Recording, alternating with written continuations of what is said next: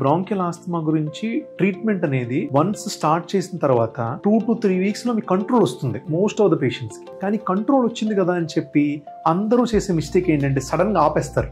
ఆపేసి బానే ఉంది కదా అని చెప్పి దీని కంటిన్యూ. అండ్ ఇంటర్మీడియట్ గా ఎప్పుడైతే కొంచెం ప్రాబ్లం వస్తుందో ఆ రోజు ఇన్హేలర్ పీలుస్తారు, నెబులైజర్ తీసుకుంటారు, ఇంక తర్వాత మళ్ళీ మర్చిపోతారు. సో అట్లా ఇంటర్మీడియట్ గా చేయటం వల్ల యూజ్ ఏమీ ఉండదు. Just your coming out of that problem short term లో, కానీ లాంగ్ టర్మ్ లో అది హెల్ప్ అవ్వదు. ఆస్తమా ట్రీట్మెంట్ ఎప్పుడైనా సరే it is a step up and step down therapy. First start చేసిన ఇన్హేలర్ అనేది మనం రెస్పాన్స్ చూసుకొని 2 వీక్స్ 3 వీక్స్ తర్వాత అవసరమైతే ఇన్హేలర్ డోస్ ని అప్ చేస్తాము, ఇన్హేలర్ డోస్ ని లో చేస్తాం depending upon the symptom control. తర్వాత మళ్ళీ ఒక 2 వీక్స్ కానీ 3 వీక్స్ తర్వాత మళ్ళీ రివ్యూ చేసుకొని మళ్ళీ స్టెప్ డౌన్ చేస్తాం.